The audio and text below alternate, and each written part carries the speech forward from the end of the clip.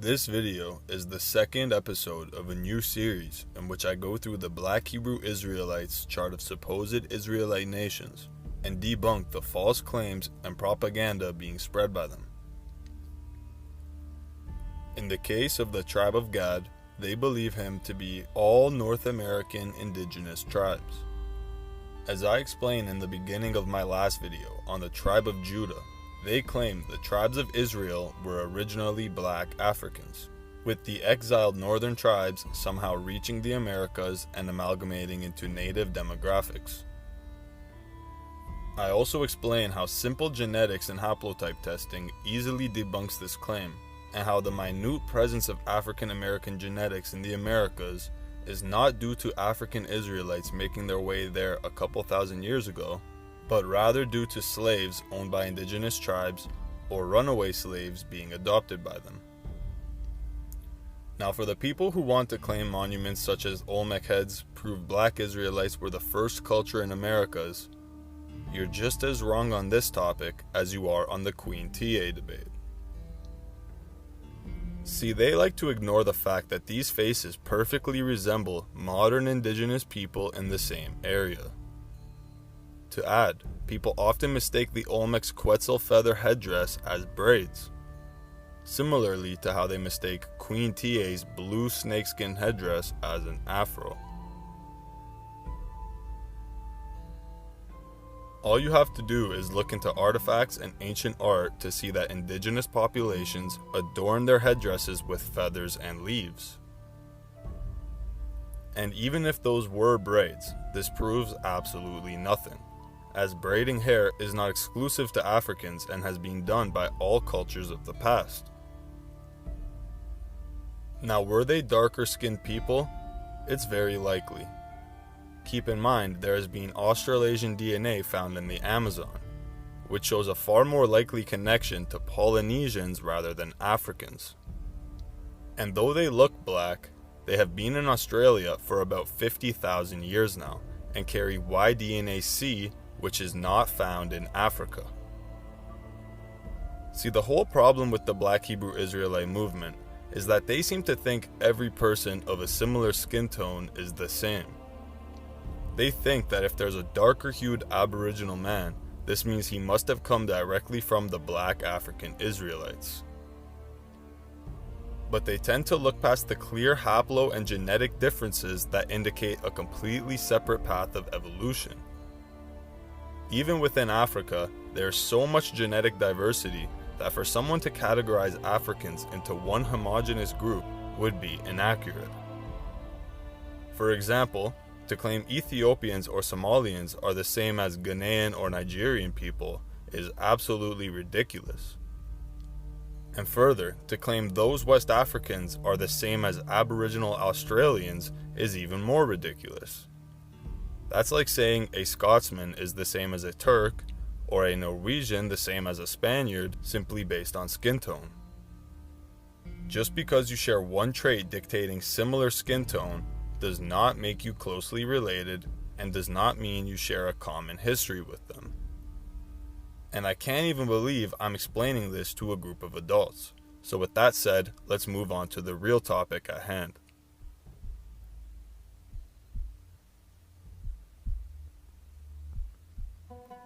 Now, I wanted to start off by getting into the meaning of the name Gad, but I feel the need to first get past one extremely telling prophecy that shows there is no possibility of North American indigenous being Gadites.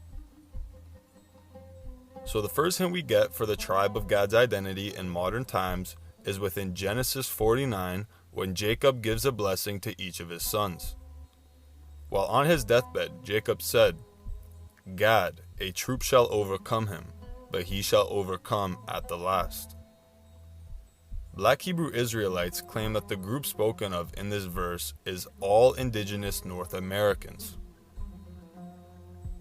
Now, I can go in depth as to why this is incorrect, but I really don't need to because it's as simple as this. If they were Gadites, by now they would have overcome their enemies, who according to this movement is the white man. Keep in mind, Gad overcomes at last, and the native indigenous had been defeated and forced into subjugation by the early 1800s. What happened is that from the beginning of European colonization in the Americas, these indigenous tribes had begun losing land due to treaties that forced them into gradually smaller locations.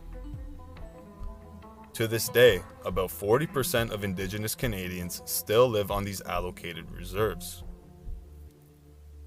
And though they do self-govern to a certain extent, they are still subject to the federal government. Now, if you've seen any of these reserves, you'd be lying to say they have overcome their challenges, all of which they blame on the white man. Even with the $256 billion Six Nations tribes have been given throughout the last 60 years, they continue to struggle with poverty. A study published by the Upstream Institute finds that 47% of First Nations children on and off reserve live in poverty. That figure rises to 53% when looking at First Nations children living on reserves, the highest rate of child poverty anywhere in Canada. Then you have issues like drug abuse, alcoholism, unsafe housing, pipeline issues, lack of clean water, lack of education, higher rates of suicide, and much more, all pointing to the fact that Indigenous have not overcome at last. I've personally worked on numerous reserves in Ontario, and though it's not the case for all of them, it's shocking to see the disparity between some of these tribes and their greedy, self-serving chiefs. For example, Mohawk chief Ken Hill, who not only became a billionaire off selling poison, but spent that money building mansions, while his tribe is living in teepees just outside his castle walls. Keep in mind, for the last couple years I was working as a stonemason, for the most part using very expensive materials. I did a bit of the marble work on Ken's mansion, and I am telling you, this is one of the most incredible houses I've ever worked on. That being said, just outside his own little gated community, his tribe is barely surviving. It was insane to see the luxury this man lives in while his people suffer and can barely afford housing. Now I know Ken was self-made and obviously worked hard for what he had, and I'm not the type of person to say anybody owes others a piece of what they've earned. But this man is literally a chief. His number one role is assuring the prosperity of his people, not himself. He could have built homes for his kin, but instead chose to fly his helicopter right over their teepees and land in his castle. So I mean, you can make the case that Ken Hill overcame at last, but it was partially at the expense of his own tribe, who he seemed to give zero shits about. My point is, in modern times, which are the final days leading to Christ's return, the indigenous North Americans have neither overcome or defeated their so-called oppressor, and in their own words, they are still being colonized. They therefore cannot be Gad, as there has been no overcoming at last.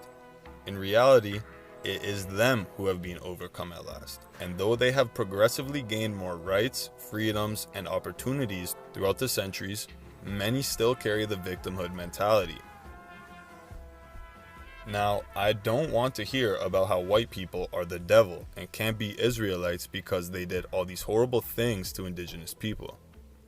I don't want to hear about the Trail of Tears, or the residential schools, or the lacing of blankets with smallpox, which by the way is a proven falsity.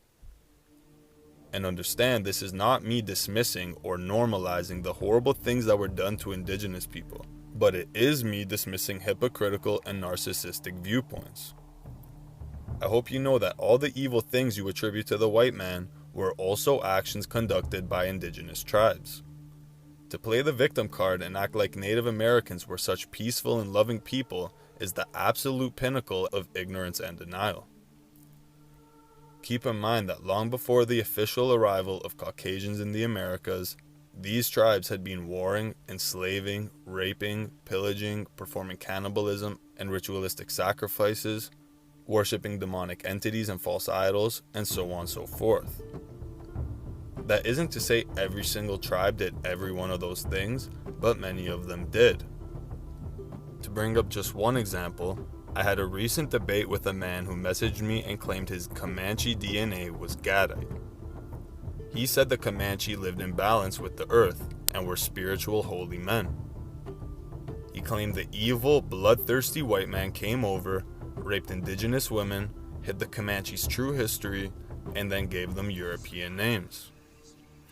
Thing is, I don't think he is aware of how incredibly evil the Comanche actually were. They literally make the Spanish conquistadors look like saints.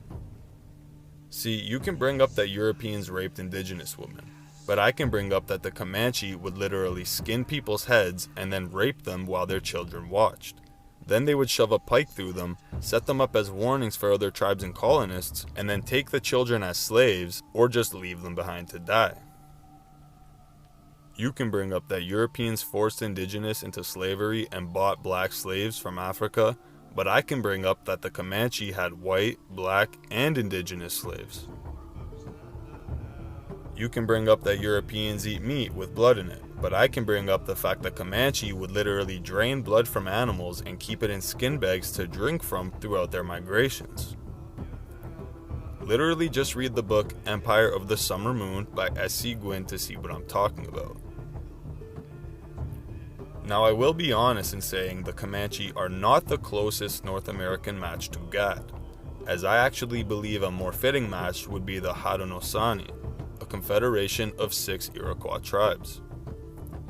That being said, there are only 3 points of criteria that they meet. Number 1, many of them dwelled or hunted in the mountain ranges, which later on in this video we will see is relevant to the tribe of Gad. Number 2, they had established units of troops and militaristic divisions. Now many of us already know, Gad's name literally means a troop or a band. This can definitely be applied to the numerous bands of Haudenosaunee warriors, essentially troops. That being said, we can also say that about all indigenous tribes as well as all modern nations on Earth, because every great nation to ever exist has had a military. So that may lead you to ask, how can such a broad term such as troop even be considered a clue to Gad's identity? Well, obviously all nations have militaries, but Gad is unique in the sense that his descendants take it to the next level.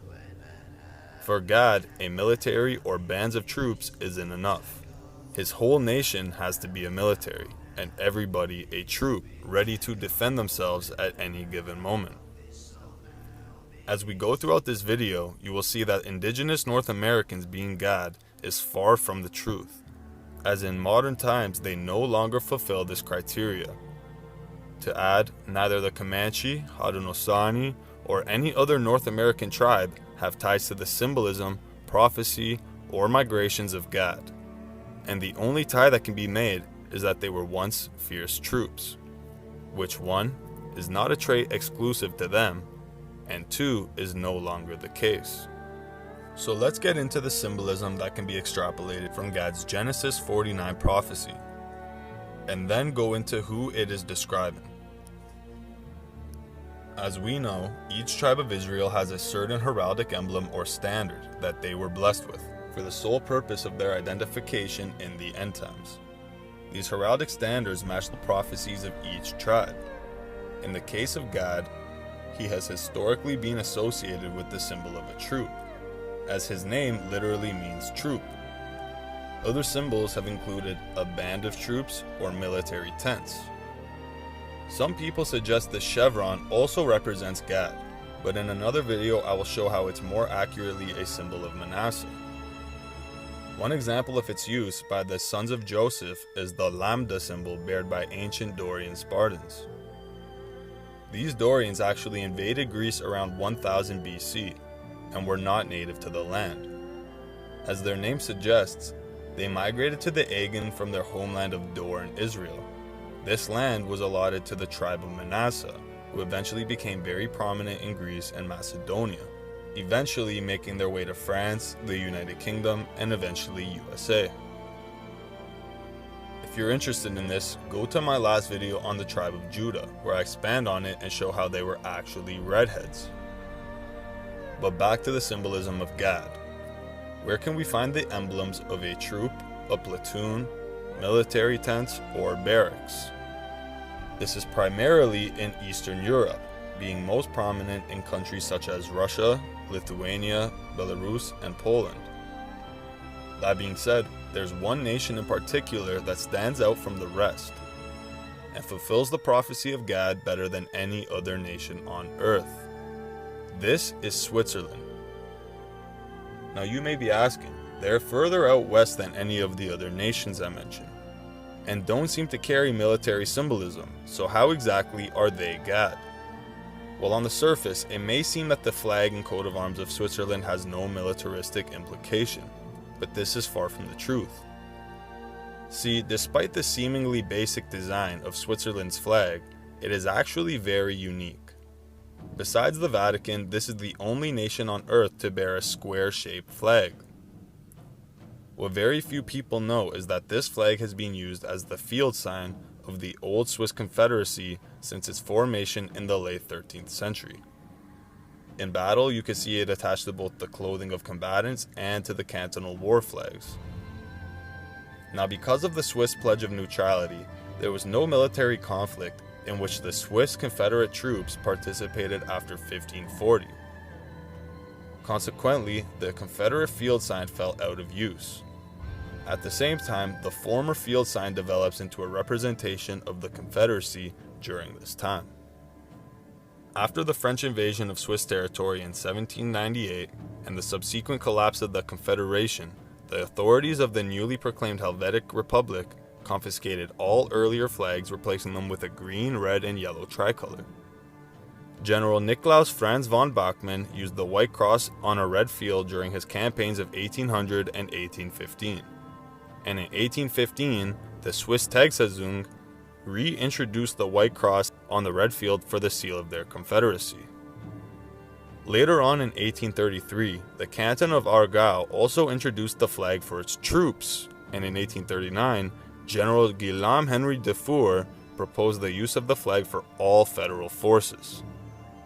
This decision remained in force after the formation of the federal state in 1848, and was recognized by the Federal Council in 1889, who described the flag as representing the Christian cross symbol and the field sign of the old Confederacy. As a national ensign, it was first used during the Napoleonic Wars by General Nikolaus Franz von Bachmann, and as a regimental flag of all cantonal troops from 1841. The current design was used together with a cross composed of 5 squares until 1889, when its dimensions were officially set. The proposed legislation defining the Swiss Federal Coat of Arms was passed on the 12th of December 1889. The rectangular variant of the flag is used as a naval ensign only. The current flag law is the Wapenschutzgesetz, which was made in 2013 but has been enforced since 2017. So we can see that there is a long-standing history of this flag representing the numerous militaries and bands of troops throughout the Swiss territory. And though there is no troop symbolism, it represents the troops themselves. Now think about what I said about all nations having militaries, but God taking it to the next level and separating himself from the others. In terms of flags, Switzerland is the best fulfillment of this, as they're the only nation on earth to bear a square flag representing both their militaristic history and Christian faith. There is none other. Now yes, Gad's symbol is a troop, and we see the symbolism in locations such as Belarus, Eastern Poland, and Russia, and I do believe they are descendants of Gad, but with that said, it is not their primary tribe.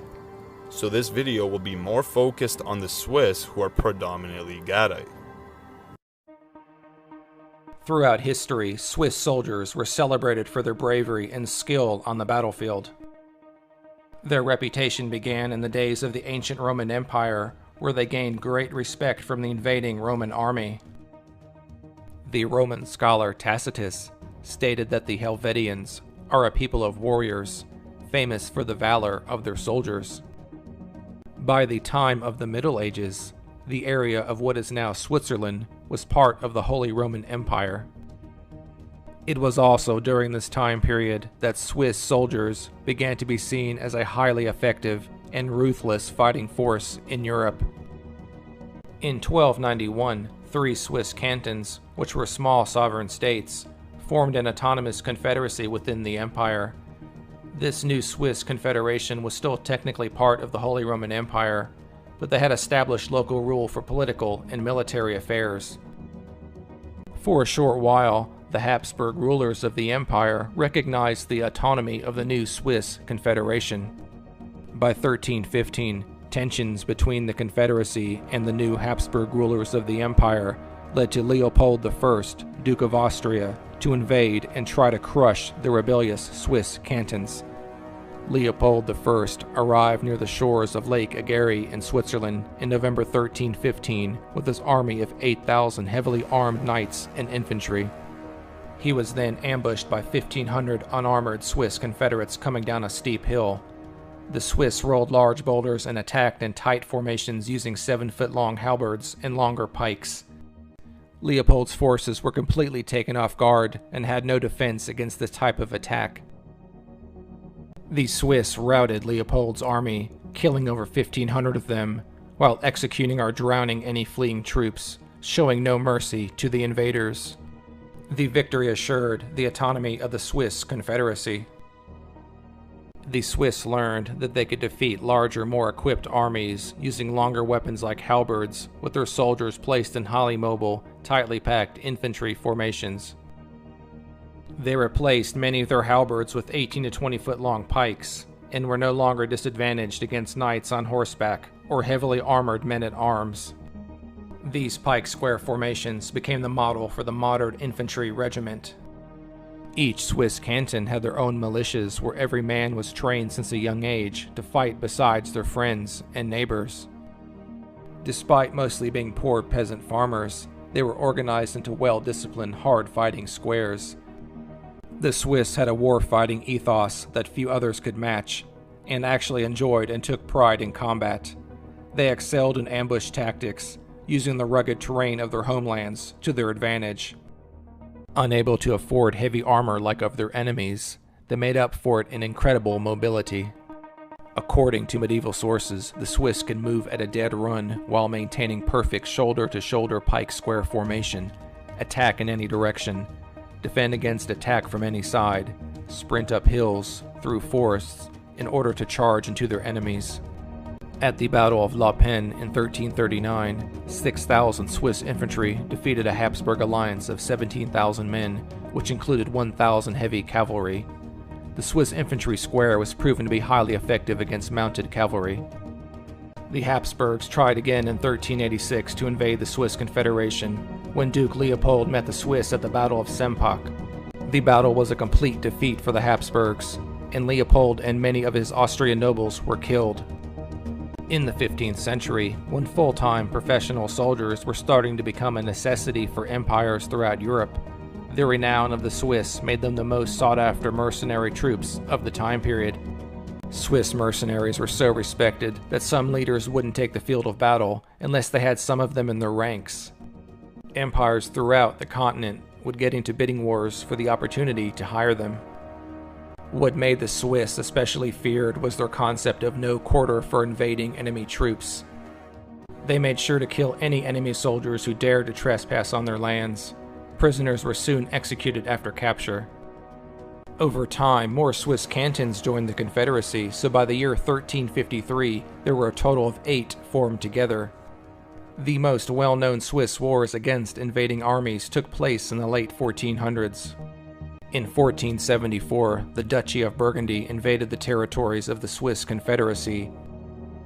Their leader was Charles the Bold, who was considered the greatest duke in Europe and had one of his most feared armies.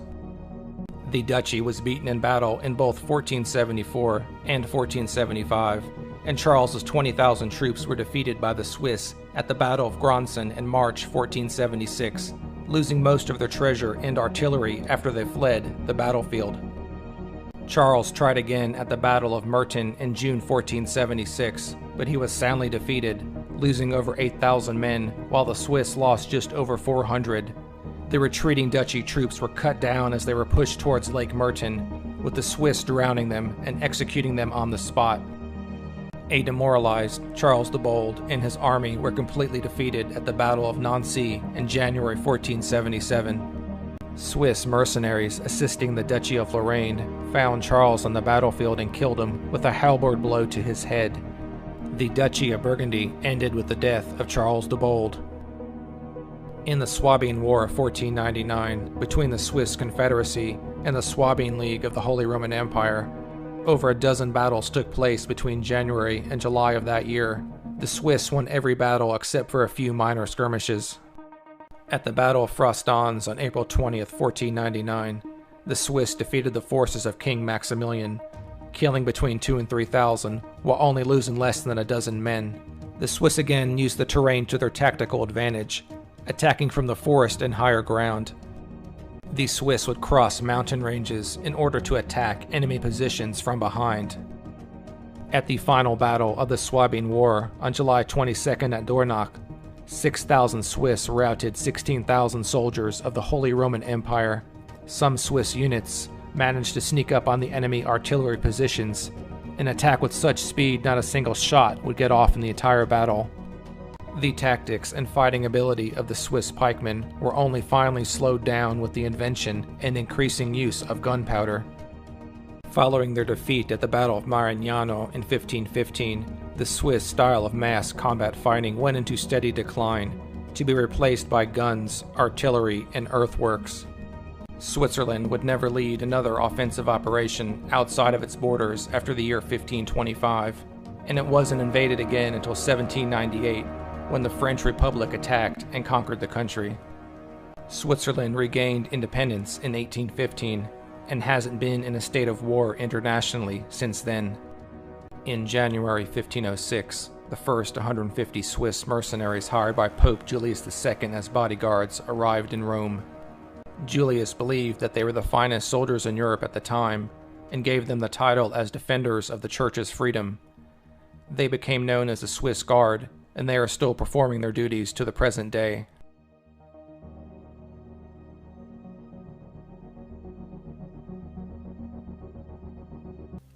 So as we can see, the Swiss have always been known as remarkable troops, and won the majority of battles they had been involved in. So how exactly is the Bible talking about Switzerland in Genesis 49 when it says, "Gad, a troop shall overcome him, but he shall overcome at last"? Well, as we just saw in that clip, the Swiss were unbeatable for centuries. That is until they received a massive blow at the hands of France during the Battle of Marignano. Throughout this 2-day-long conflict, the Swiss lost over 10,000 men, which was almost half of their 22,000 infantry troops. Now, as we know, the campaign of Marignano followed years of Swiss successes, during which French fortunes in northern Italy had suffered greatly.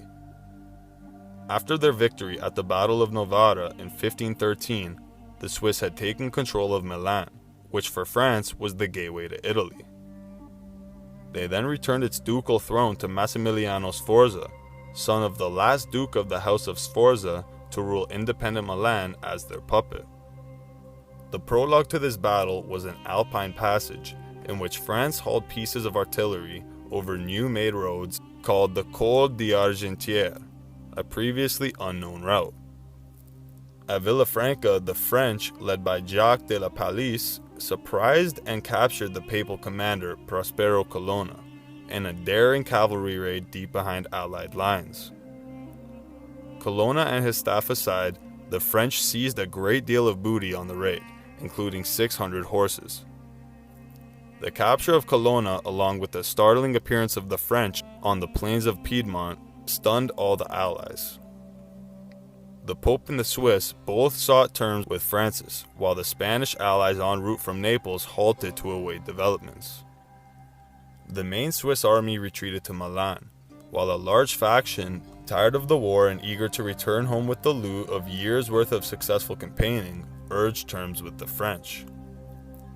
Now, keep in mind, one translation of the name Gad, besides troop, would be a raider or marauder. This is extremely applicable to the Swiss during their campaigns south of the Alps, in which they plundered and sacked numerous locations throughout northern Italy. That being said, they were ultimately overcome by another group of marauding troops who first plundered Villafranca and then made their way to Marignano, where they would establish the French cast bronze artillery and gendarme cavalry as the greatest military advancement in contemporary history. With this battle, the Swiss were pushed out of Italy and retreated back to the Alps. By 1525, they were to never conduct another military campaign outside of Switzerland ever again. This was their last battle against the French until later on in 1798, when the French Republic invaded Switzerland under the command of Napoleon. This invasion was the catalyst of the old Swiss Confederacy's collapse and triggered simultaneous internal revolts called the Helvetic Revolution. On the 5th of March 1798, French troops completely overran Switzerland and the old Swiss Confederacy collapsed. By the 12th of April, cantonal deputies proclaimed the Helvetic Republic as one and indivisible. On April 14th, a cantonal assembly was called in the canton of Zurich, but most of the politicians from the previous assembly were re-elected. The new regime abolished cantonal sovereignty and feudal rights, and the occupying forces established a centralized state based on the ideas of the French Revolution. The interference with localism and traditional liberties was deeply resented, although some modernizing reforms took place. Resistance was strongest in the more traditional Catholic cantons, with armed uprisings breaking out in spring of 1798 in the central part of Switzerland. The French and Helvetic armies suppressed the uprising, but opposition to the new government gradually increased over the years as the Swiss resented the loss of their local democracy, the new taxes, the centralization, and the hostility to religion. Instability in the Republic reached its peak in 1802 to 1803, which included the Bourg-la-Papie uprising and the Steckle-Craig Civil War of 1802. By then, it was 12 million francs in debt, having started the treasury with 6 million francs. This, together with the local resistance, caused the Helvetic Republic to collapse, and its government took refuge in Lausanne. On the 19th of February 1803, the Act of Mediation restored the cantons. With the abolition of the centralized state, Switzerland became a confederation once again. Now I quickly want to make a mention regarding troop symbolism and the ancient heraldry of Gad. The Helvetic Republic's official seal depicts the folk hero William Tell, often regarded as the father of the Swiss Confederacy. He was a revered soldier and expert marksman, attributed with the assassination of Albrecht Gessler, who was a tyrannical reeve of the House of Habsburg, positioned within Altdorf in the canton of Uri. Hundreds of years after Tell's life, the Confederacy collapsed, and in 1798, William Tell was to be the symbol for the new Helvetic Republic seal. Now by definition, William Tell was a troop who inspired bands of troops to rise up in rebellion throughout multiple centuries. Therefore, the Helvetic Republic has a valid connection to the troop symbolism of the tribe of Gad. And when looking at art of William Tell himself, you can see that even he bears a shield depicting the heraldic standard of troops. But back to the topic of Gad overcoming at last. We can see that the Swiss were overcome by French troops multiple times throughout the course of 300 to 400 years, and suffered major blows to both their sovereignty and reputation. They also received their first ever major loss to the French in the Battle of Marignano, but by 1815 had completely overcome French rule and regained independence, therefore reforming the Swiss Confederacy and its cantons. Over time, the Proto-Swiss population not only became the majority demographic over French and Italians, but also reclaimed their sovereignty and expelled foreign power from their land, essentially tearing the arm, or in other words, grasp of control, and the crown, or in other words, monarchies and empires. Ultimately, the Swiss fulfilled Genesis 49 better than the indigenous ever could, and have overcome their enemies at last. That being said, since overcoming at last, there has not been much action in the Swiss territory. And due to their neutral stance, Switzerland has lost its reputation as a fierce nation of troops, ready to fight for what they love at any given moment. For this reason, many people ask how such a peaceful nation such as Switzerland can still be considered a fierce band of troops as ferocious as lions. What these people tend to be unaware of is that Switzerland has more soldiers per capita than any other Western nation. In Switzerland, military service is mandatory for all men, and they typically stay in reserves for 30 years. Furthermore, Swiss soldiers and veterans keep their military firearms and bring them home once completing service. This is a prime factor as to why gun ownership in Switzerland is amongst the highest in the world, coming in at 3rd place behind Yemen and then USA. In Switzerland, there are nearly 3.4 million registered firearms, with a population of 8.6 million people. Out of those 8.6 million people, available manpower is 44%, and fit for service personnel is 36%, meaning their nation is a literal military full of troops ready to defend their nation at any given moment. And this is nothing new, as it's been this way for Switzerland since the formation of the Confederacy. After all, there's a famous saying that goes, Switzerland doesn't have an army, Switzerland is an army. Now when Moses blessed Gad in Deuteronomy 33 verse 20, he says Gad, as a lion he rested, having broken the arm and the ruler. Essentially, after breaking the grasp of its enemies and ultimately overcoming at last, Gad would rest and lay as a lion. Essentially, he would remain neutral in all conflict as long as nobody threatened him or invaded his territory. This is certainly the case for Switzerland, who since being defeated at the Battle of Marignano has not conducted a single military campaign outside of its own territory. To this day, they remain neutral, while at the same time being ready to tear apart their enemies upon arrival. This video from OBF will explain even further why the Swiss can so confidently crouch as lions within their home.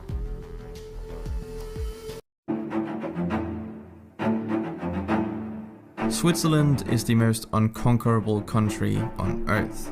And this isn't a new thing, it's been this way for centuries. No one has even dared to try for a very long time. Not even Hitler wanted to try.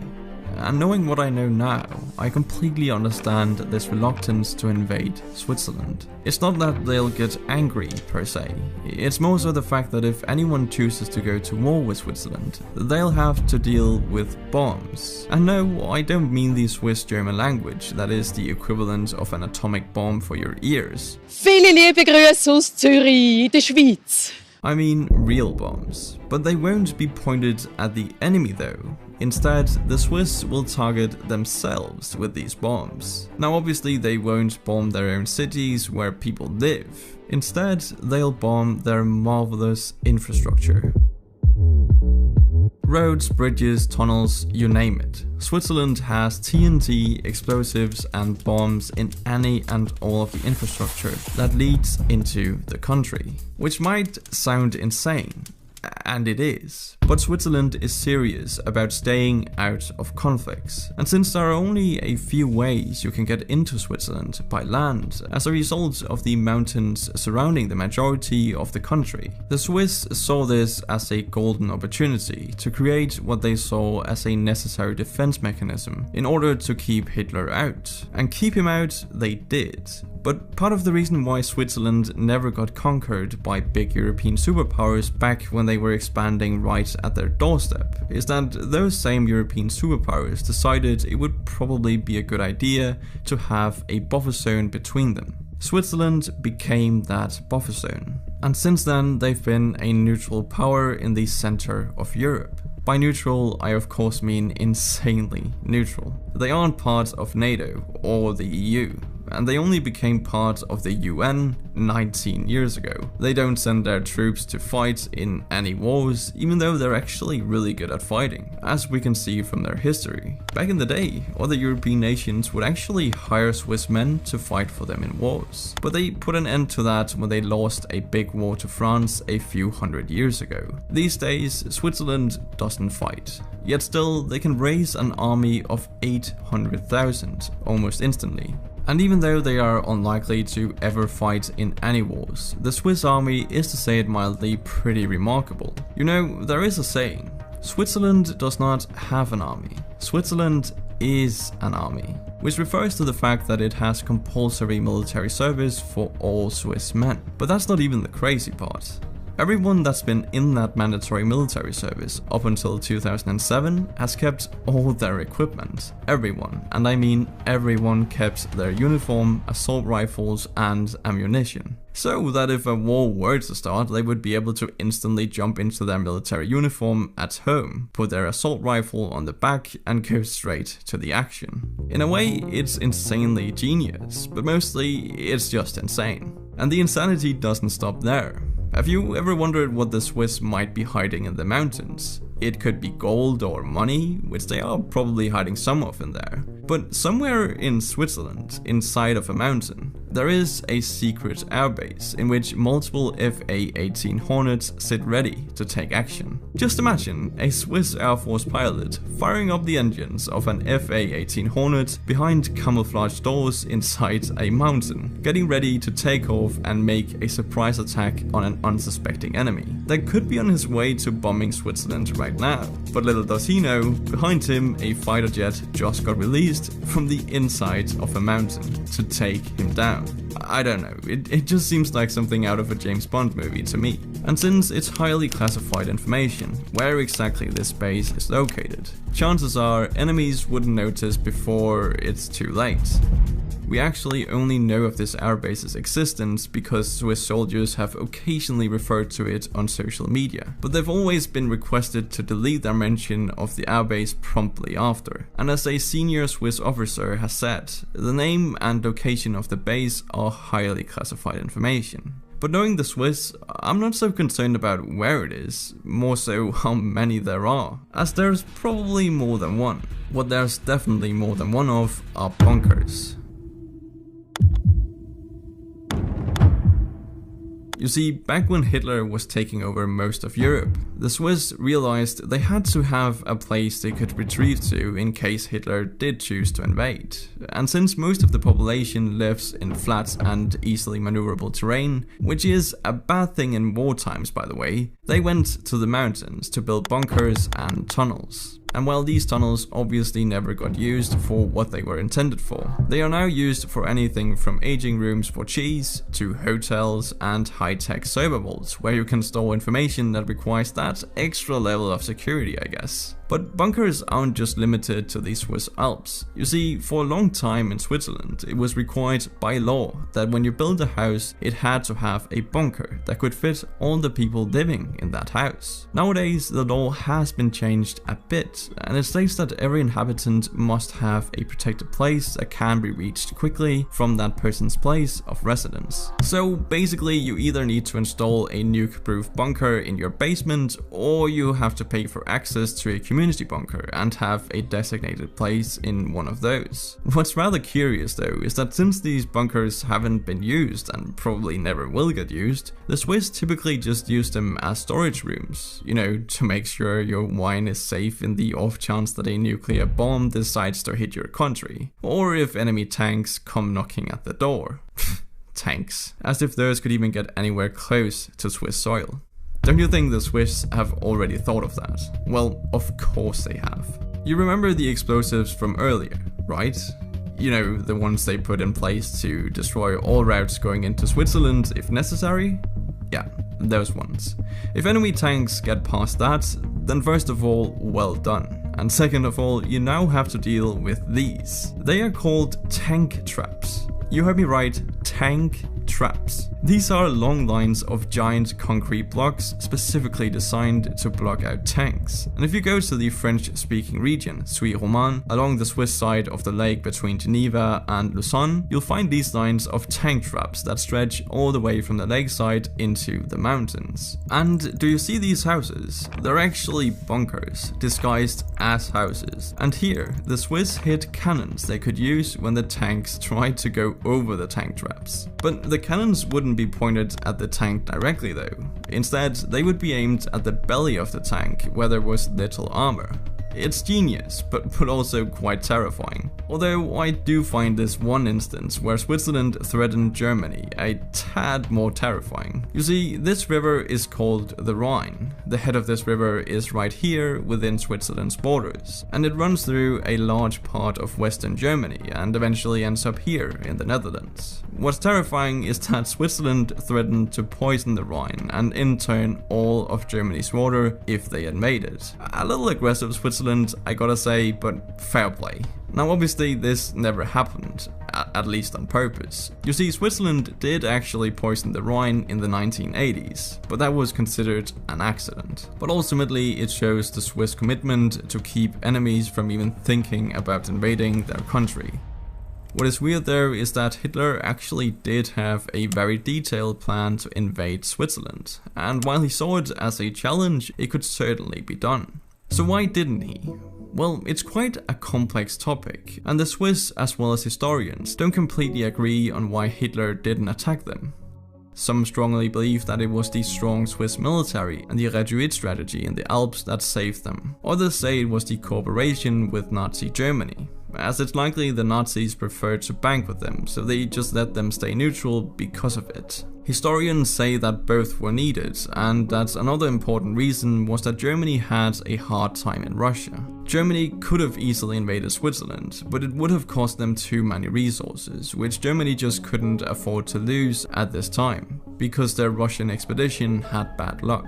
The cooperation with Switzerland also proved quite useful to the Germans, as Switzerland had to deliver resources on credit to Germany, which they obviously didn't need to pay for upfront as part of a contract. Additionally, Germany could sell their gold to the Swiss National Bank in exchange for foreign currencies without proving its origin. This way they could sell gold they had stolen from countries they had invaded. In return for this, Switzerland could stay out of the war and continue trading with allies for food and coal, which they really needed. Now, since the war ended, these things have shown to be quite controversial. I don't personally have an opinion on this, but had Switzerland not done these things, they wouldn't have been the neutral nation we know them as today. So the continuancy of Swiss independence and neutrality is a result of many different factors. But above all, the Swiss made sure that none of the parties in a war would benefit from attacking them. And that's the mentality they've kept to this day, although they aren't as insane about it as they were back then. For example, the Swiss military said in 2014 that they had removed all bombs and explosives from their infrastructure. Well done, Switzerland, that's probably for the best.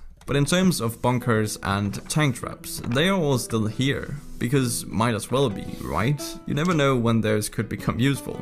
But all in all, Switzerland remains the most unconquerable country on Earth as a result of its continuing desire to stay neutral. Thank you for watching, and I'll see you in the next one. So as you can see, the Swiss fulfilled the Deuteronomy prophecy of Gad perfectly. They were challenged many times and ultimately took their first loss in the Battle of Marignano, but eventually reclaimed sovereignty in 1815, and since then have remained neutral in all conflict, essentially crouching as a lion, ready to tear the arm and the crown. So with that all said, one can easily see that Switzerland matches the role of a troop perfectly. Though I can see how people with limited information can assume Gad is a fierce band of Native Americans, this is a lazy speculation with many holes in it. And once we consider the second meaning of Gad's name, or arguably the primary meaning, it becomes even more evident that Gad is not North American indigenous, but rather the Swiss. See, when Gad was born to Leah's handmaid Zilpah, Leah remarked, "My fortune has come," and she called his name Gad. How exactly does this pertain to Switzerland? Well, this video by the Economic Raven explains the factors behind Switzerland's fortune.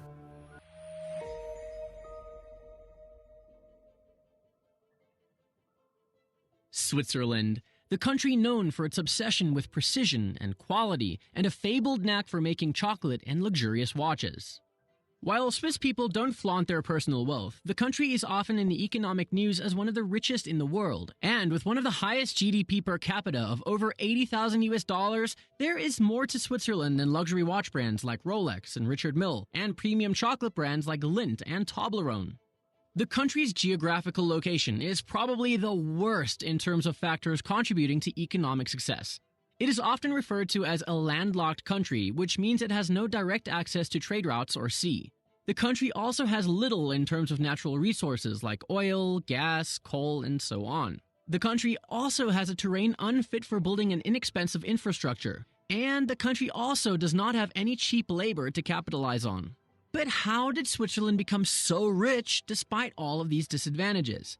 It has something that is one of the most important factors when it comes to business and trade and anything that involves an exchange of money. It has trust. Whether it comes to the high-value services, or trains roaming in the high altitudes carrying tourists, or exports of pharmaceuticals and agricultural products, or its notorious banks protecting your hard-earned or not-so-hard-earned money, Switzerland offers trust like no other, making itself a financial powerhouse and earning itself a stellar reputation in international finance.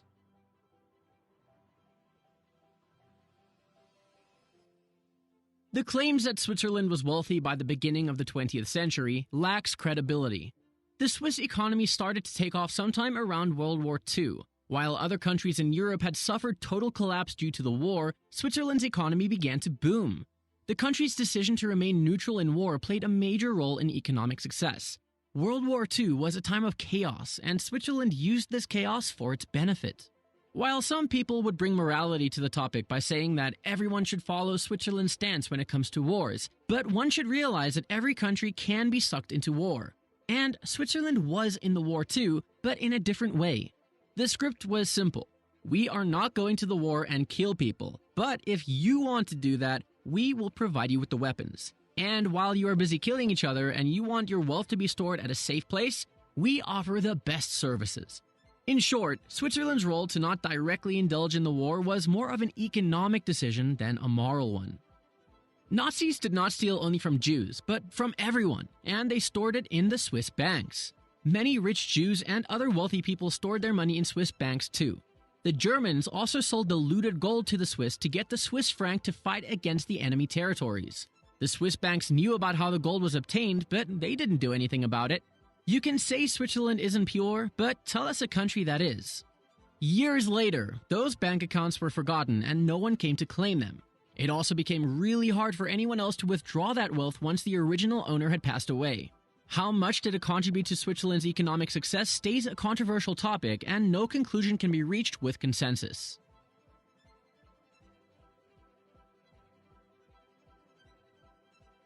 With 12 kilograms of chocolate eaten per person per year, more than 450 varieties of cheese, more than 250 varieties of grapevine, and more than 200 types of bread baked, Swiss usually prefer products made in their own country, choosing better quality over cheap imports.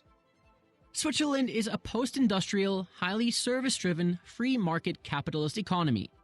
Termed as one of the most expensive countries in the world, the country also ranks on the very top of the Quality of Life Index. Knowing how to use their resources well and being aware of their disadvantages, Swiss understand their economic success is tied to the value-added services. That pushes them to focus more on creating high-skilled labor and investment in their people. This creates a culture of industriousness, and companies like Nestlé, ABB, Novartis, Roche, Buehler, Schindler, Swatch, and so on are proof of it. Investing in the education system and research programs is of prime importance. Switzerland is one of the top countries that invest most in the R&D. It also holds the most number of patents per capita. With one of the highest average national IQ of 102, the country produced 27 Nobel Prize winners, which are also one of the highest per capita. While made in China makes you think of products that can't last long, Swiss-made is associated with products that are of high quality and durability, carved with attention to detail and craftsmanship. Switzerland also does well for itself in agriculture and pharmaceuticals. Agricultural produce like wheat, sugar, dairy products, wine, to mention a few, are actively cultivated for domestic consumption and exportation. Switzerland's economy benefits from its political stability. People in Switzerland trust the government probably because they have a say in public policies, including the amount of taxes they pay. Unlike other countries, a new administration doesn't come with an intent to abolish everything the outgoing administration has put in place. Instead, an inner council is responsible to bring forward a new, mostly ceremonial president every year.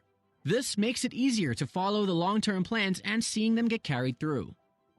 While the direct democracy approach has nationalistic tendencies, that can be seen from the people's behavior towards immigrants, but it seems to work fine for countries with a small population like Switzerland. The direct democracy approach makes it harder for the Swiss government to waste money that doesn't benefit the people directly. It also stops elites from hijacking the government policies for their benefits against the public interests. Not only do projects and policies require consensus among political representatives, but they also have to go through the people's approval in the form of referendums. And Swiss people go through a lot of referendums. Like, a lot. A small population of over 8.5 million spread across the country is easier to manage. Due to the high amount of wealth coming in the banks of Switzerland, they can easily give loans to their citizens, which means a strong domestic market. Beautiful mountains and lakes and tourism infrastructure make Switzerland cash an estimated 2.6% of the country's GDP through tourism. Swiss people are very conservative when it comes to fiscal policies. They will vote for increments in taxes instead of the government taking more loans. However, taxes are relatively low in Switzerland compared to other Western European countries. The labor is not cheap. The Swiss work long hours compared to other European countries. The country has a low unemployment rate and a culture of emphasis on working hard. While salaries are very lavish by most measures, so is the cost of living. Switzerland did a good job of staying out of the European Union without being affected by their decision. Low-skilled labor can be attracted from Eastern European countries. High-skilled labor is attracted from neighboring countries like Italy, Austria, France, and Germany. Swiss profit from the economically strong neighbors by exporting them goods without being affected by anything happening in the European Union. Other than policing each other, the Swiss are a peaceful nation, which is obvious from the fact that they don't use their guns, even though many choose to keep their rifle at the end of their compulsory military service. Swiss also have a culture towards saving money. One reason for the saving culture comes from the sort of welfare system Switzerland is running and employment protection not being one of the best. This forces people to adapt to more savings. Also, Switzerland was not always a rich country, and the previous generations coming from poverty in a tough climate and terrain were always careful with how they spend their money.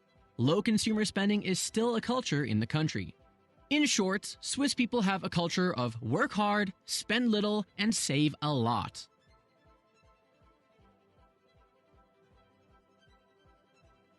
The topic of Switzerland's economy is incomplete without talking about its banks. Swiss banks are notorious for their banking secrecy principles. For this sole reason, a considerable amount of money allegedly finds its way into the Swiss banks. That's why Switzerland is referred to as a tax haven in popular literature, all thanks to the Hollywood movies mentioning it every now and then. The country has no natural resources, but their banks are their mines. Banking secrecy in the region can be traced back to the Great Council of Geneva, which created a law against the disclosure of information back in 1713. While the law was created to protect certain individuals and groups of that time, the reputation of Swiss banking secrecy grew more and more. While other European countries began to heavily charge taxes to facilitate the process of their contribution to World War I, Swiss bankers were on a campaign in France capitalizing on wealthy people's fear of losing money by offering them secrecy in the time of crisis.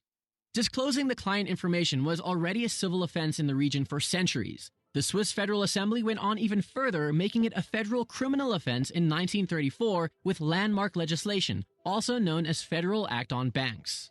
The strong currency, declaration to remain neutral in World War II, and a history of being a safe haven for wealth contributed significantly for it to become more trustable in the time of crisis and years later. The country has received significant criticism for serving as a safe haven for the wealth of dictators, despots, mobsters, arms dealers, corrupt officials, and tax frauds of all kinds. The script is very simple. You are in court in your home country for money laundering. Your wealth is safe in Swiss banks. You are arrested in your home country for shady business practices. Your wealth stays safe in Swiss banks. You die? Well, then it stays safe forever in Swiss banks. The truth is, everyone wants to raise finger at the Swiss banking industry until their own wealth is involved. Switzerland's banking industry played a major role in the Swiss economy. The banking system contributed significantly to the money that was invested within the country, from education to healthcare and so on. The Swiss Bankers Association in 2018 gave an estimate indicating that Swiss banks held $6.5 trillion in assets, or 25% of all global cross-border assets. In 2020, the Swiss National Bank, SNB, reported that total banking assets in Switzerland account for 500% of the country's total GDP.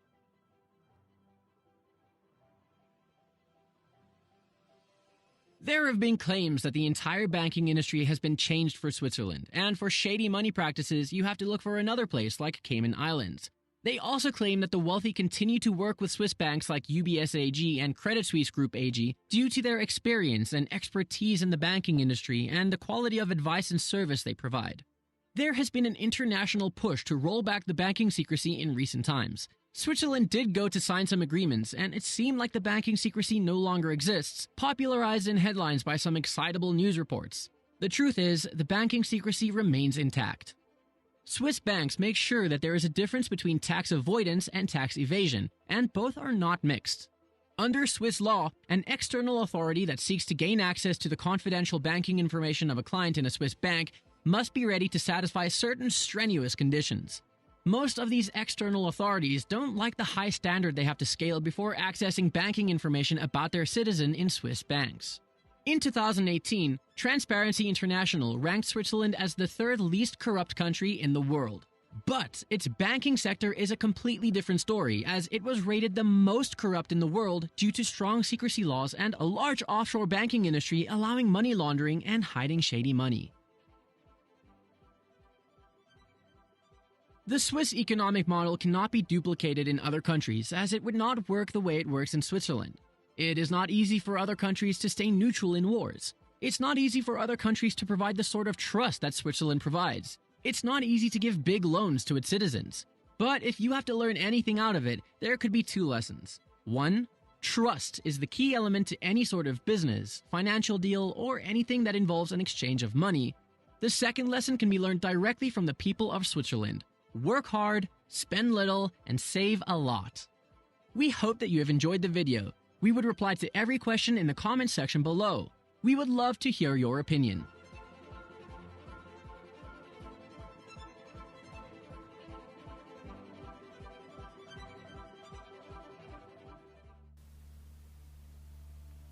So there you have it. The Swiss fulfill both meanings of Gad's names, fortune and troops. Matter of fact, they even made a fortune off their troops, primarily resulting from the neutral stance their nation took, which allowed for them to be hired as mercenary forces and security personnel by anybody who could pay. For example, the Pontifical Swiss Guard have been charged with overseeing security at the Apostolic Palace and Vatican City since 1506. Even in modern times, the Swiss are famous for items like the Swiss Army knife, which they make 45,000 of each day. Now, I don't exactly see how North American indigenous fulfill the prophecy of amassing a fortune. That is unless you're Ken Hill, but other than him, the indigenous and Swiss are incomparable in this regard.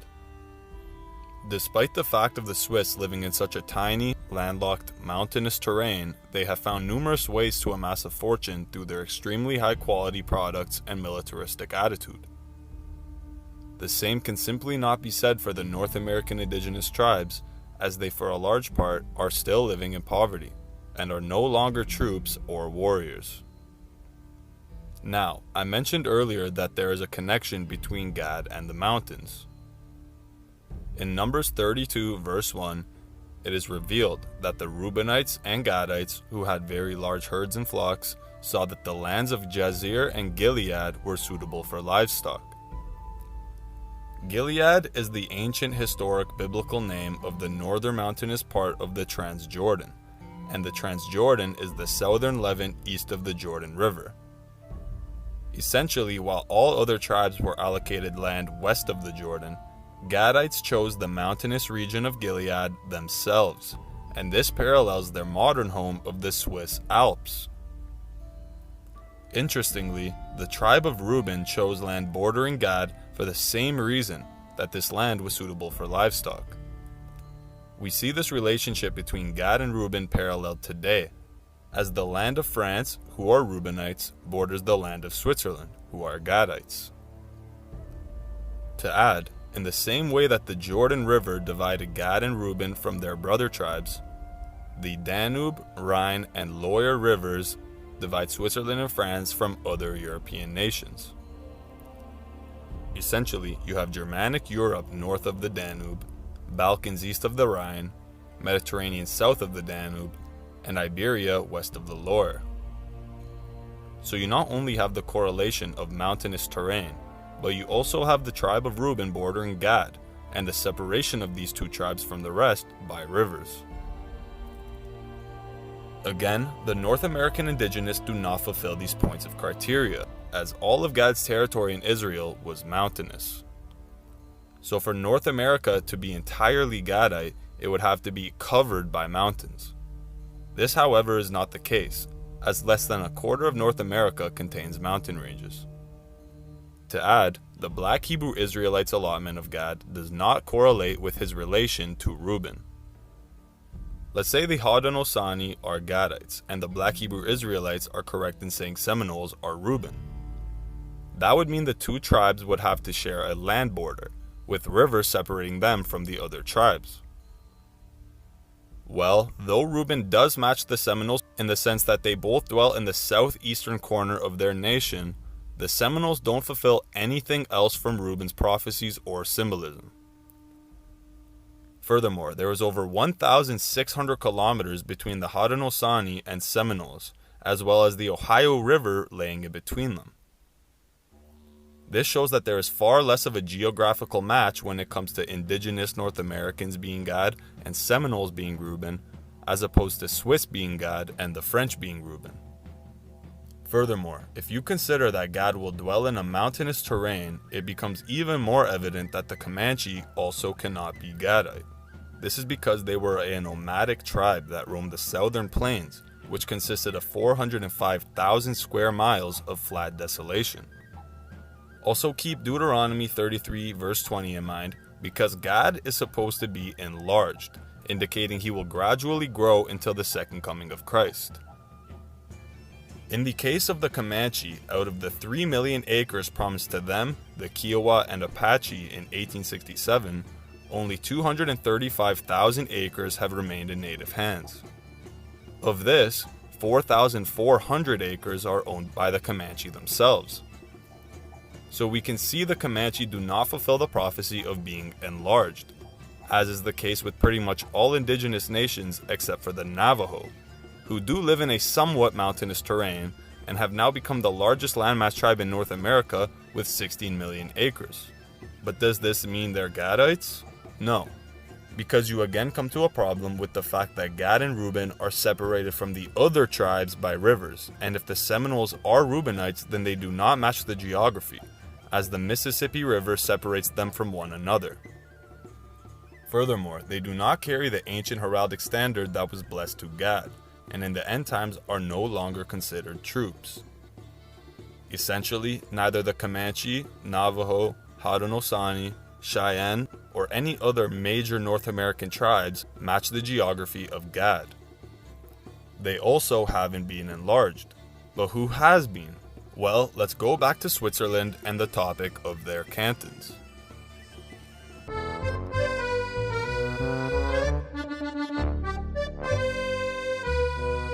What is Switzerland, and who are the Swiss? Sorry to get all metaphilosophical on you, but I mean, come on, just look at the place. Ask anyone and you'll get a variety of answers. It's the country with the cows and the cheese. Okay, that's not helpful. What about the Swiss language? German, right? except German people can't seem to understand it, and also some Swiss people speak French, Italian, and a fourth one everyone seems to forget. This is even less helpful. Here we go, the origins of the Swiss nation-state. This should clear things up. Ancient Switzerland was dominated by the Helvetii and the Rhaetians, who flourished in the Hallstatt culture, living side by side in the valleys of the Alps before being conquered by the Romans. So far, so good. When the Romans fell, the Alps became the crossroads for Germanic tribes like the Alemanni and the Lombards invading the empire. So there we have our answer. The Swiss are just a weird mishmash of Celtic, Germanic, and Roman people without their own identity. Turns out the truth resists simplicity. Look a little closer and we can find something that united these people over all those centuries. Alpine transhumance. What the heck is transhumance? I'm glad you asked. Transhumance is the process of droving livestock to higher pastures in the summer to low valleys in the winter. Sounds almost too simple, right? Well, it's actually far more important to the fabric of the Swiss identity than we think. The seasons and the mountains dictated literally everything. Where you lived, what kind of house you built, what you farmed to eat, and what trade routes you were on. The Swiss were tied together by the Alps, passing down their way of life from culture to culture for centuries, laying down a nationalistic identity deeper than religion, monarchy, or even what language they spoke. The Swiss were Swiss long before Switzerland even existed. Alright, this intro's gone on long enough. Borders separate people. They separate trade, culture, food, and language. Some borders are man-made, such as the ones we have today, but nothing separates humans like natural borders. Rivers, oceans, deserts, and in this case, mountains. The Swiss Alps form the border between the Germanic, Franco, and Italic language families. Okay, that was easy. Let's talk about Reichsfrei. The Holy Roman Empire granted the state of Reichsfrei to cities or areas that were difficult to get to or largely self-sufficient, like for example, the Alps. It made them self-governing with no count, lord, or duke to answer to, only the emperor. 3 Alpine cantons, Schweiz, Uri, and Unterwalden, were granted Reichsfrei to govern the trade route linking Italy to the empire. Together, they were Waldstaaten, forest cantons, and their relationship with each other grew over time. They worked together on matters of trade, and eventually defense in a series of treaties. Why the need for treaties though? Turns out these areas really loved their Reichsfrei status. Ruling themselves high up in the mountains was a pretty sweet gig, and when an Austrian royal family started eyeing up their land, they were quick to retaliate. We don't need no hungry Habsburgs eating up our villages and towns into a conglomeration of hereditary states forcefully perpetuated by selective marriage alliances including but not limited to incest, which, you know, they could have just gone with like fight the power or something. The Habsburgs, of course, were that infamous Austrian noble house that practiced some pretty land-hungry marriage policies, but they actually had their start in modern-day Switzerland coincidentally, so we all learned something new today. The forest cantons banded together and drove the Habsburgs out of their land, and at the Battle of Mortgarten, the Swiss were allegedly so brutal that they gained a reputation as bloodthirsty warriors. The Swiss of all people. I know, right? Bet you weren't expecting that. The 3 became known as the Alte Eidgenossenschaft, but we just call them the Old Swiss Confederacy, Swiss coming from the canton of Schweiz. The 3 cantons soon became 8. The cities of Lucerne, Zurich, Glarus, Bern, and Zug also weren't fans of the stinky Habsburgs and liked the cut of the Confederates' jib. So, one by one, they all became members of the Confederacy in an eternal alliance. The Habsburgs, thoroughly unamused, thought this whole Confederacy thing had gotten way out of hand and it was time to put an end to it.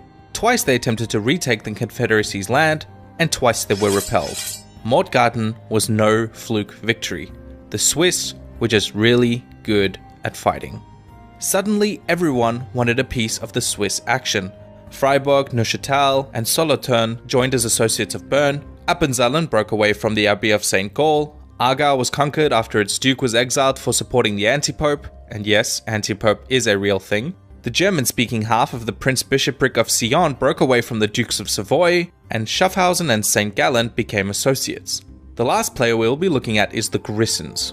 This territory was divided at the time between 3 alliances: the Grey League, the 10 Jurisdictions, and the League of the House of God.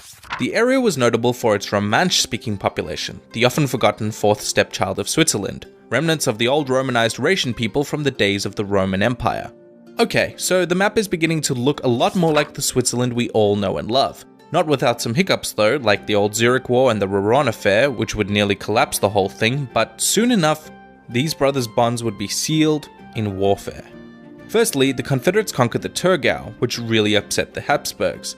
In retaliation, Sigismund of Austria made a deal with Charles the Bold of Burgundy to attack the Swiss in exchange for land. However, ironically, the Habsburgs and the Swiss ended up working together against Charles in the Burgundy Wars after he took the land without delivering on his part of the deal. The Swiss and the Habsburgs defeated Charles 3 times in battle, in the last of which he was killed. The Swiss proverb was coined, Charles the Bold lost his goods at Conson, his boldness at Merton, and his blood at Nancy. To try and ensure this wouldn't happen again, the Habsburgs decided to set up their own confederacy with blackjack and called the Swabian League, and the two became fierce rivals. Maximilian I then tried to annex land in the Grisons to control the Umbriel Pass, and had passed reforms in the Diet of Worms to centralize his power over the empire. This erupted the Swabian War, and the Habsburgs, together with their Swabian League, were swiftly defeated. The two wars had numerous consequences. Along with creating a sense of unity, it had allowed the Swiss to assert themselves as a strong military power able to project its influence outward, west to the Jura Mountains and south to the Leventina Valley, a traditional Lombard Italian-speaking area. Right, let's do an overview. Switzerland is starting to look and feel pretty Swiss. But there was still the matter of what being Swiss actually meant. These cities had banded together in opposition to the Burgundians, French, and Austrians, but what exactly were they now? Well, let's take a look at what the Swiss had to offer the world. Cows. Okay, but not nation-defining. Skiing? Nah, that won't be for another few centuries. Fighting? Maybe we're onto something here. Turns out the Burgundian Wars had given the Swiss a bit of a reputation as incredible warriors. In a time when Europe was moving away from feudal levies toward career soldiers, Swiss soldiers became highly prized.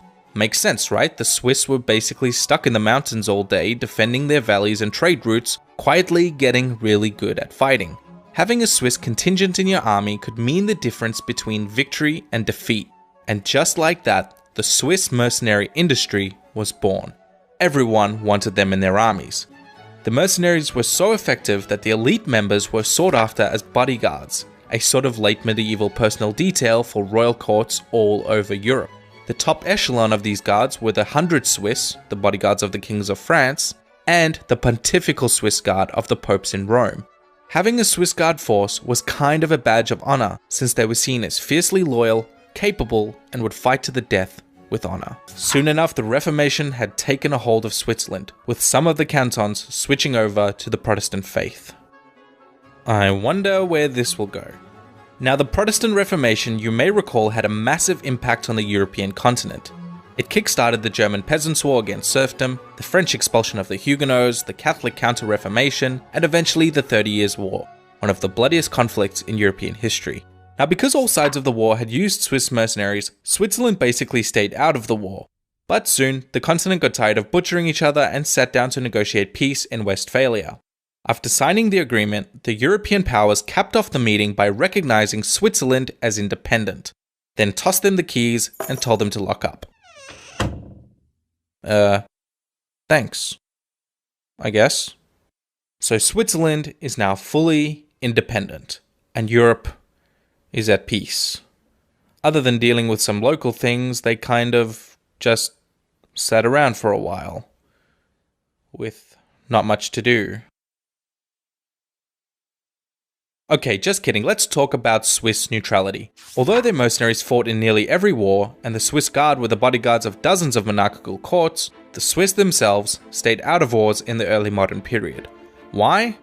Turns out the Europeans had become so dependent on Swiss mercenaries that neither side wanted the Swiss to land in the hands of the other. So everyone kind of just mutually agreed that Switzerland was neutral territory. You leave it alone, we leave it alone. Everyone can buy mercenaries and everybody wins. Especially the Swiss, who profited greatly off of the wars. After all, if you're good at something, never do it for free. The situation reached its zenith during the French Revolution. The old Confederacy became the Helvetic Republic, and then the New Confederacy, both client states of France. Now, we all know how this story ends with Napoleon being defeated at Waterloo because he couldn't escape if he wanted to. But as for the Swiss, the Europeans sat down at the Treaty of Paris and formally guaranteed Swiss neutrality, disbanding the Swiss mercenaries and the Swiss Guard, once and for all. The ideas of the revolution being fully put into place in 1848 after the Civil War of the Sonderbund, formally federalizing Switzerland into a modern, constitutional and federal nation state. Switzerland was Swiss, and its citizens, no matter what language, background or religion, were given freedoms and rights by their government. From 3 cantons to 26, with gradual growth throughout time, the Swiss have certainly been enlarged. Now be aware that Deuteronomy 33 verse 20 says, "Blessed is he who enlarges Gad," not "Blessed is he who makes Gad the size of an entire continent." Gad does not have to be the largest nation of all, but he does need to be larger than he originally was. And Switzerland is a whole 23 cantons larger than it was in the beginning. Now, a quick side note, for a majority of Switzerland's history, they actually had 13 cantons, as was the case during the Battle of Marignano. What are the odds that during the fulfillment of Gad's most prominent prophecy, that they mirrored their homeland of Israel by having 13 major divisions? This is another prophetic clue that links Switzerland to Gad, in the same way that the original 13 colonies in America are a prophetic clue linking America to Manasseh. Now, when it comes to Gad's Deuteronomy 33 prophecy, the Black Hebrew Israelites tend to claim that upon arriving in the Americas, these Black Israelites were granted this land and had it divided between the tribes. This, however, is a massive misunderstanding of the words, "Blessed is he who enlarges Gad." See, they believe the enlargement of Gad was granted to them from an outside figure, but it is rather a blessing to those Gadites who fought for and helped extend the territory of their own tribe. Essentially, it was not a blessing to their enemies or oppressors, but to the courageous Gadites who fought for their own sovereignty and aided in the prosperity of their nation. In the case of Switzerland, it is the Confederate soldiers who together formed the numerous bands of troops throughout the cantons and upheld the Christian values of this nation. That being said, a lot of people are aware that in modern times, Switzerland is a very diverse nation, which may raise the question of who in particular are the Gadites. The original inhabitants of this land and partial ancestors of almost all current inhabitants were the Celtic Helvetii and the Germanic Alemanni. Both of these tribes stem from the late Bronze Age to Iron Age tribes we know as Scythians. See, the Proto-Scythians were descended from Japheth, who I speculate to either be the R1a or I haplogroup. That being said, later Scythians such as the Cimmerians were mixed between Japheth and Shem. I believe that when Genesis 9 verse 27 says Japheth shall dwell in the tents of Shem, that it is speaking of the period post-Assyrian captivity in which the captive Israelites were dispersed northwards through the Caucasus. At the time, these Semites were known as the House of Omri, or in Assyrian, the Bit Cumri. Once migrating north through the Dariel Gorge, they intermixed with numerous pre-existing Indo-European tribes, gradually becoming known as the Cimmerians, a term derived from Cumri. Essentially, in the beginning, Japheth was primarily consisted of nomadic tribes, and it wasn't until they intermixed with and came to be ruled by Semites that they settled in cities and kingdoms, hence dwelling in the tents, or in other words, establishments of Shem. Ultimately, from 800 BC onwards, wherever you found Scythians, you also found Israelites. And if we look into ancient art, we can actually draw quite a few comparisons between how Scythians depicted themselves and how Assyrians depicted Israelites. See, the black obelisk of Shalmaneser depicts Jehu of the House of Omri with straight hair, a straight wavy beard, and a hooked nose. When we compare this to metallurgy from a Scythian burial site, we can see a major resemblance with just a few inconsistencies. But keep in mind, this is an Assyrian depiction of Israelites, so it won't be 100% accurate, as all nations depicted their enemies differently, based on their own artistic style. One thing for sure though is that neither of these artifacts are depictions of dark-skinned African men with big afros. Now, if contemporary art done by Scythians themselves isn't enough, let's get into how they were described and perceived by their enemies. Modern historians seem intent on portraying them as an Indo-European and Mongoloid mixture, though none of the hard evidence seems to point in this direction, especially the further back one moves through time. And this seems to be the all-too-common error brought about by associating them with the peoples existing today in the regions they roamed so long ago. Thankfully, we've been left with several first-hand descriptions and a wealth of art created by themselves and surrounding nations, depicting their style of hair, dress, and their facial features. To go over a few of these descriptions, Herodotus describes the Budini of Scythia as red hair and gray-eyed, Hippocrates speaks of their ruddy skin, Erismapes of their fair hair, a 2nd century BC envoy from China named Zhang Quan speaks of their blue eyes, as does Pliny the Elder and the Greek philosopher Polemon. The 4th century historian Marcinellus speaks of the Alans, direct kin to the Scythians, as being tall, with blonde hair and blue eyes. It seems much of the Mongoloid admixture probably happened over time, across every nation in which those tribes that didn't move west ended up putting down their roots, as not a single ancient description describes them with physical features that might be deemed Asiatic. Historian Tamara Rice states, quote, "In fact, until sometime in the 5th or 4th century BC, the predominant inhabitants of even western Siberia were a fair-haired people of European origin, and it was after that date that an influx of Mongoloids resulted in a very mixed type of population." And what became of those that moved west? I believe we know these as the Yamnaya people that moved into Europe in waves, starting around 2000 BC. That people most closely resembling the Scythian culture and way of life would undoubtedly be the Goths. Many historians prior to World War II had such trouble drawing dividing lines between the Germanic and Celtic and Scythian peoples that they considered distinctions to be arbitrary. And Sharon Turner, in the History of the Anglo-Saxons, states, "The Anglo-Saxons, Lowland Scotch, Normans, Danes, Norwegians, Swedes, Germans, Dutch, Belgians, Lombards, and Franks have all sprung from that great fountain of the human race. They were masters of the horse and wheel, allowing for great speed and mobility, and the flexibility to move anywhere at any moment, and faster than any of their peers. Their skillful breeding of horses and cattle is the reason for the size, stature, and variety of type we enjoy today. And their mastery of riding and archery technique caused them to be virtually unassailable by even the largest empires and armies of their day, routinely making fools of kings and pharaohs that chose to try their luck. The ancient Persian Aryan custom of all youth learning 3 things, to ride, shoot straight, and always speak the truth, sprung from their cultural root. The chivalric and aristocratic knightly tradition in Europe, in which powerful nobles so often preferred cavalry service, is also almost certainly an outgrowth of Scythian customs. They could move their homes with them on wagons, and seemed undaunted by even the most difficult terrain. This mobility was used to masterful effect against several much larger armies sent to destroy them. They'd lead the enemy deep into their territory while implementing a scorched earth policy behind them, causing impossible strain on their supply lines, threatening starvation and encirclement, choosing to fight only when the odds were strongly in their favor.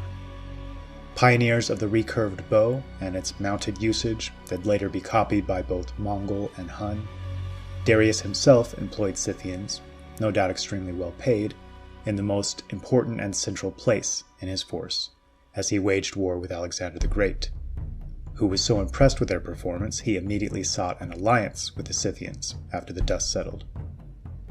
Alexander made the peace, but was to make the same mistake so many others would later make with the Germans, Goths, and Vikings. He failed to realize that this was not a unified empire he was dealing with, but something more akin to feudal chieftains.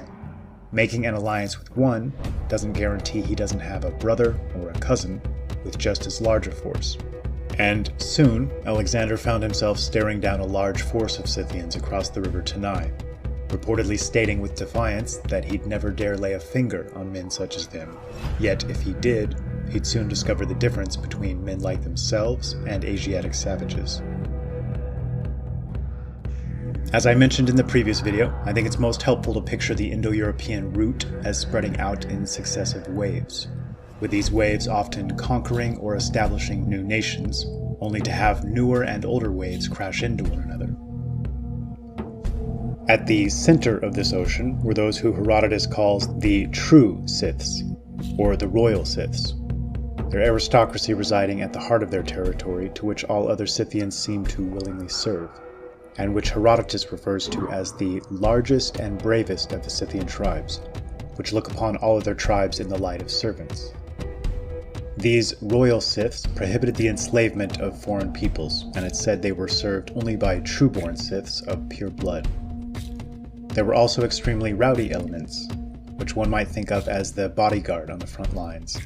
These warriors at the outskirts and borders, especially, were known to drink unmixed wine, with the rest of the world at the time cutting it heavily with water, a habit that caused more than one Greek to go half mad when visiting and attempting to take up the habit for themselves, including the famous story of the Spartan king Cleomenes. They were well acquainted with several drugs, and in what was possibly a ceremonial ritual, used to set up a teepee-like structure with a fire in the middle, on which they'd toss cannabis on the hot stones and imbibe the smoke. Though they seemed to place the highest values on nobility and justice, and were spoken of with praise by all who dealt or warred with them, these were not soft men. Again, much like the later Goths and Germanic peoples, war seemed to be viewed as almost a religious sacrament of sorts. Not merely a source of pain and suffering and sadness, but rather something approaching a spiritual experience, and a chance to test one another's mettle, to earn glory through the display of great courage and heroic deeds, a chance to flex both mental and physical muscle in the highest stakes contest known to man. So there you have it. The Scythians were described as men with blue eyes, which interestingly is a trait found to be brought to Israel around 6,500 years ago. To add, the Scythians had ruddy skin, similarly to biblical figures such as King David and Solomon. They also had ruddy hair, just like their forefather Adam, who in my last video I explained had red hair. Now, though redheads were more common amongst the Helvetii, which is where the term Helvetic Republic comes from, it was also carried by the Germanic Alemanni, who descended from the Alans, who were for the most part blonde. The result of their intermixing in modern times is a non-homogeneous population, who more often have brown or tawny hair. That being said, the Proto-Swiss or original inhabitants were primarily red or blonde-haired, and only sometimes had brown hair. If you've seen any of my videos, you will know that the traits for red or blonde hair and blue or green eyes come directly from the rhesus negative bloodline, which is often called alien by scientists because it lacks the proteins found on the surface of primate cells. Furthermore, not one of 613 primate subtypes carry rhesus negative blood. Only about 10 to 15% of the human population is Rh negative, which makes this an extremely rare blood type with extremely rare traits. There are many factors that play into the uniqueness of this rhesus negative bloodline, but I have already gone over them in my recent videos. In this video, I want to focus solely on the relatively larger stature and lighter phenotypes they carry, and how these traits correlate to Gad. See, in 1 Chronicles chapter 12, verse 8, it is said that the Gadite troops who defected to fight with King David were men of might, and men of war fit for the battle, that could handle shield and buckler, whose faces were like the faces of lions, and were as swift as the roes upon the mountains. Now first of all, 2 definitions of might are 1.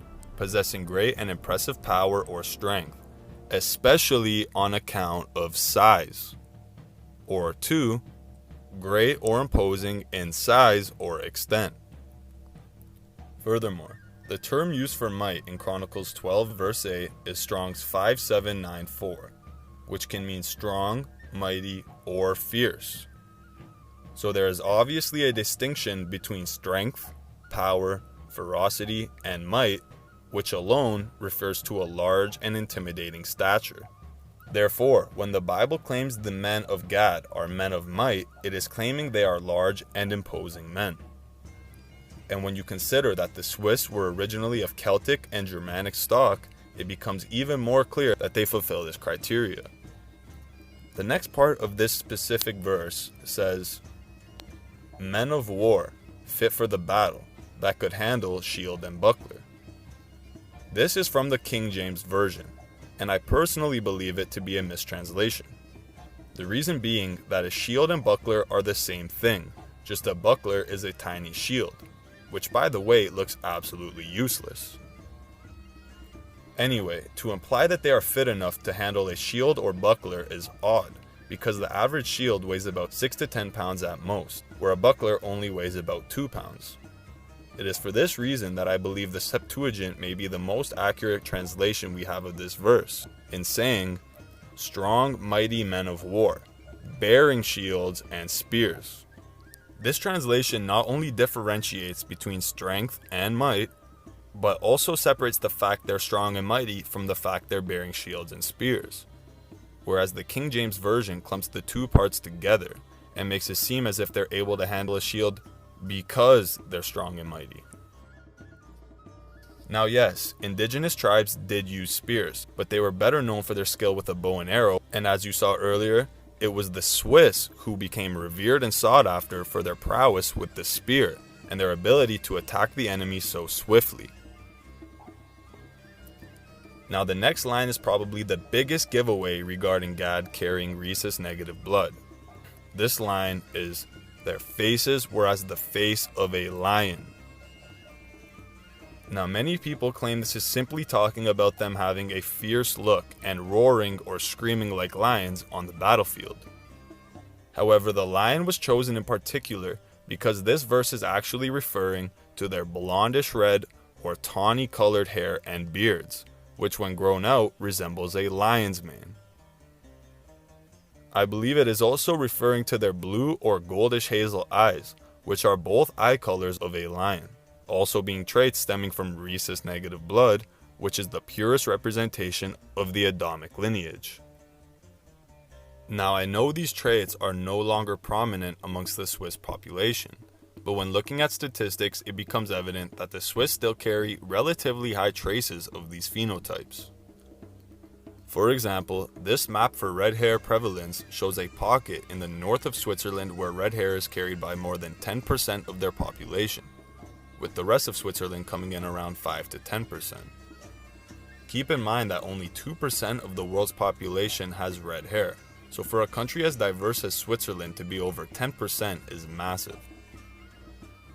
Quickly, if you haven't watched my last video on the tribe of Judah, I suggest you do, because I connect red hair to multiple Israelite tribes such as Judah, Levi, and Simeon, and also go into contemporary Judean art to show how they were in fact depicted as red-headed.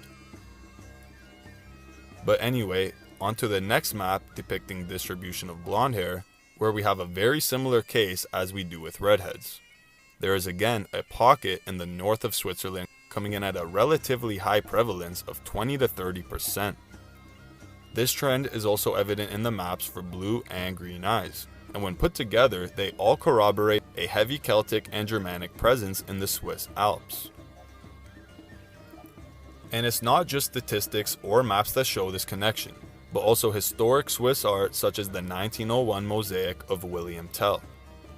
As you can see, Tell is depicted as a larger than average, strong-looking man with long blonde hair and a big beard, again resembling a lion's mane. Other examples include more paintings of Tell and his son, such as the one by Friedrich Schiller, or the numerous depictions of the Rutli oath between the original 3 cantons. Obviously, the Swiss have historically been seen as tawny to reddish-haired people, which is a perception that has been somewhat diminished in modern times. Now the connection between the lion-like Gadites in Switzerland becomes even more evident when you consider the famous lion monument of Lucerne, Switzerland. Carved into the side of a mountain, The monument measures 32 feet in length and 19 feet in height. The dying lion is portrayed impaled by a spear, covering a shield bearing the fleur-de-lis and another shield bearing the coat of arms of Switzerland. The inscription below the sculpture lists the names of all officers and gives an approximate number of soldiers who died during the French Revolution. The title above these names dedicates this monument to the loyalty and bravery of the Swiss, who had been massacred after running out of ammunition while protecting the Tuileries Palace from revolutionists. So there you have a lion statue commemorating the courageous and selfless actions of Swiss troops. Oh, and not to mention, it's carved into the side of a mountain. This leads me to my next point, which is that the final line of 1 Chronicles 12 verse 8 says the lion-like Gadites were nimble as roes upon the mountain in speed. Now, if you've been listening to this video, you'd know that the Swiss were literally known for their swiftness and speed while fighting in the mountains. For centuries, they were nearly invincible and outmatched everybody who attempted to step foot in their territory. They could quickly rush down the side of mountains and eliminate their enemies before a single shot even rang out. This is how they made a name for themselves, and it's not a thing of the past, as the Swiss can still pop out of the mountains in an instant and tear their unsuspecting enemies apart. Also keep in mind, it is not only in war that the Swiss are nimble as roes upon the mountains, but even in recreation. Switzerland is literally referred to as the Mecca for winter sports.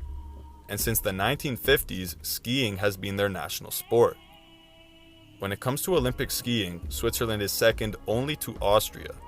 When it comes to Olympic snowboarding, they're second to the United States, though the Federation of International Skiing actually has them in 4th place.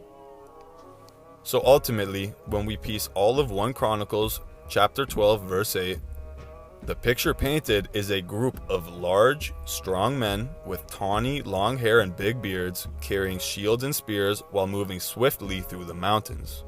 Is this not exactly what we've been describing the Swiss as throughout this video? Not to mention they're tied to Gad's name and symbolism. And this brings up my next point. See, I mentioned how the tribe of Gad and Reuben chose land east of the Jordan, but I did not expand on how this was due to the fact that the land was perfect for livestock. See, the tribe of Gad were actually known for their cattle and got called herders. Today, the coat of arms of Switzerland bears each of its canton symbols around the Swiss flag.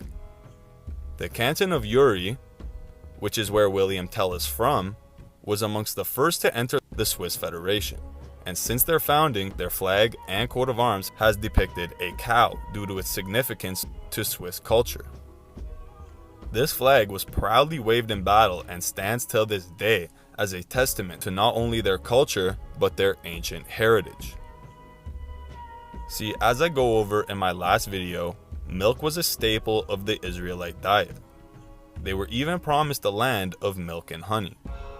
If you look at rates of lactose intolerance amongst adults in different demographics, you'll see that Caucasians come in at less than 15%, whereas 75 to 95% of Africans, Indigenous Americans, and Asians are lactose intolerant as adults. What I'm ultimately getting at is why would a group almost entirely incapable of digesting dairy be so connected to it? I've mentioned before that if you look into history, the first people to ever domesticate cattle were the Indo-Europeans, primarily of the R1b haplogroup. And if you've seen my videos, you'll know that they make the best case of all haplotypes for being direct paternal descendants of Israel. Hence, why the few Africans that can digest dairy are mostly Central Africans, where R1by DNA is extremely prominent. Now, due to Switzerland's Indo-European ancestry, Gad pre- and post-captivity have always been amongst those demographics that can almost entirely digest dairy. And as we see in numerous verses throughout the Bible, Gad is known for his cattle and livestock.